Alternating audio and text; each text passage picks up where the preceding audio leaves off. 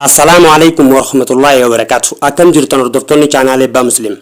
Arra barnoota haalaan barbaachisaa ta'e tokkoon isiniif qabadhee dhufe barnoonni keenya kanarraa akkamitti TikTok irratti laayivii seenuu dandeenyaa waan jedhamu kanarraa isin garsa.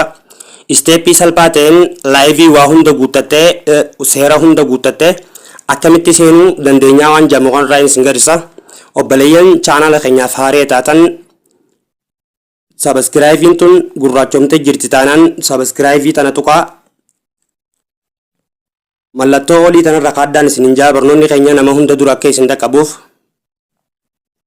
laayikiin saqandii xiqqoo takka isiniif fudhatti laayikii tana tuqaa hiriyoottan keessaniifis sheer godhuun dagatinaan isin jaa kallattumaanii karaa barnootaa isin dabarsa.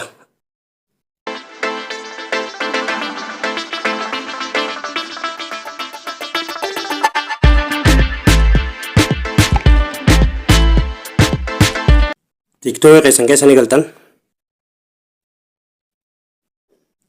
Gizee akkanatti TikTok keessan keessa galtan booda mallattoon ida'uu tun as ni jirti. Gizee piroofaayilii keessan jala seentan booda mallattoo ida'uu tanarratti toqottan jechuudha. Mallattoo ida'uu tanarratti toqottanii jechuudha. Mallattoo ida'uu irratti gizee toqottan booda inni nu isiniif fida. Akkanatti isiniif fida jechuudha. Postii tanallee dabartaniiti akkanatti asoofattanii kunooti laayivii qajoo kun as jira jechuudha. Laayivii qajoo kun as ni jira jechuudha. Laayivii qajoo kanarratti toqottanii jechuudha. Laayivii qajoo kanarratti toqottan akkanatti isinii fida jechuudha. Gizee kanatti isinii fide booda add taayitilii qajoo kanarratti ni toqottanii jechuudha. Mata duree laayivii teessanii barreeffachuudhaaf add taayitilii qajoo kanarratti tuqxanii anamma isin agarsiisuudhaaf barnootuma TikTok yaa godhu isinis waan mata duree laayivii teessanii san ni barreeffattanii jechuudha. Anamma barnootuma TikTok godheetiin bira dabre jechuudha isin agarsiisuudhaaf. Gizee kanatti taayitilii teessan barreeffattanii booda irraa deebitaniiti bakka baakgiraawundii tanarratti toqottanii jechuudha. Baakgiraawundii tanarratti toqottanii footoo laayivii teessanii tanfeetan irra kaattanii jechuudha. Footoo hedduutu as keessa jira. Footoo hedduutu as keessa jira. Laaltanii as keessaa footoo barbaaddan filattanii jechuudha. Tunootii tun hundinuu tanuma isin irra kaachuu dandeessan waan ta'eef ta isinitti tolte laaltaniiti keessaa filattan. Hundaa'u gaddeemtanii laaltan jechuudha. Footoo hedduutu as jala jira. Tanfeetan laaltanii ta isinitti tole jechuudha irra kaachuu dandeessan. Anamma takkuma irratti tuqee isin agarsiisu. Oonnuma tanarratti haa tuqu. Eegas booda seetingii tana keessa ni galtan jechuudha. Waan sirreeffannu jira waan barbaachisu waan sirreeffannu jira jechuudha. Gad dhuftanii gizee seetingii keessa galtan booda laayivii giiftis qajoo kanarratti ni tuqattanii jechuudha. Yoo oof irra jiraate oon godhattan jechuudha. Giifti galarii qajoo kanallee oon godhattan jechuudha. Kan nuuf hafu bakki fardi jechuudha. Seetingii keessanii seentan ammallee koomantii seetingis qajoo kana ni laallattanii jechuudha. Allow koomantiis qajoo kana oon irra jiraachuusaa ni laallattanii jechuudha. Yoo kan namni isin irratti barreessuu hin danda'u jechuudha. Yoo kun oof irra jiraate nam tokkollee isin irratti barreessuu hin danda'u jechuudha. Akkanatti ni sirreeffattan. Eegas booda waa hunda gizee kanatti sirreeffattanii booda goo laayivii ta'etu tun jaluma kanarra eega kanatti waa hunda fixattanii booda goo laayivii ta'etu tun asumarra jirti jechuudha. Bakkuma diimtuu goo laayivii ta'etu tanarratti tuqattan. Eega kanatti goo laayivii irra tuqtan booda amma laayiviin teenya laayivii irra seenuu yaanaa jechuudha. Eegaltee jirti jechuudha. Takka lama sadii tana eeganuu isaanii booda laayivii teenya eegallee jirra jechuudha. Jalqabnee jirra jechuudha. Laayivii seennee jirra jechuudha. Akkaataatti nama ol baaftanii fi akkaataatti namaafillee ergitan hunda kaniin deemee isin garsu ta'a jechuudha. Eega kanatti laayiviin teenya jalqabdee booda gasti qajoo kanarratti tuqattanii jechuudha.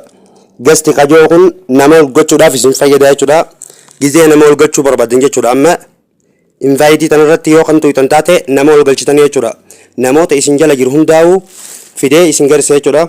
Amma invaayitii tanarra yoon tuqee nama onlaayinii keessa jiru akkas gizee naaf fidee booda irra yoo tuqtan ni argamtiif jechuudha. Namni si jala dhufe taanaan daariktuma ol seenuu danda'a jechuudha.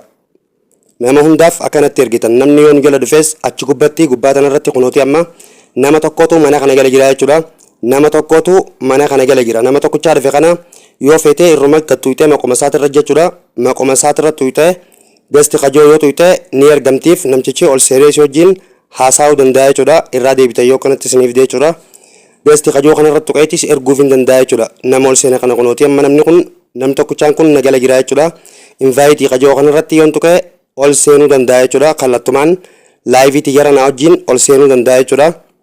Gizee kanatti namaaf ergitan booda namtichi ol seenaa jechuudha. Ammallee waan biraa tan isin garsiisu jechuudha.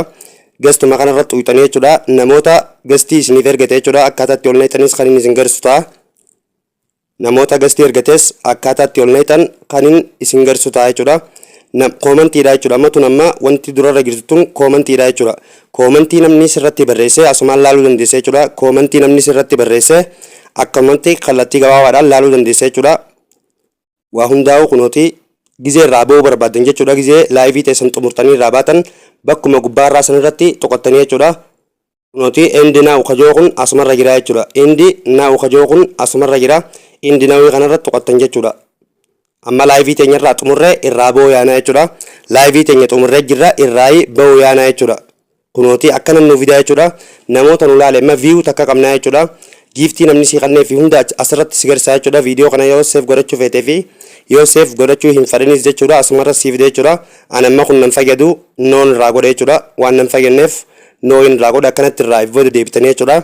Laayivii karaa gabaabaadhaan isteeppii salphaa ta'e kanaan akkana seenuu dandeessaniin isin jaa obboleeyyan chaanala keenyaaf haaraa taatan sabiskiraayib godhaa laayik sheer walii godhaa jechuudha. Nu jajjabeessaa waan isin dhibee koomantii irratti nuuf barreessaa. Kanumaan viidiyoodhaan qabadhee isiniif dhufu ta'a. Barnoota biraatiin hanga walitti deebinutti nagaan naaf tura.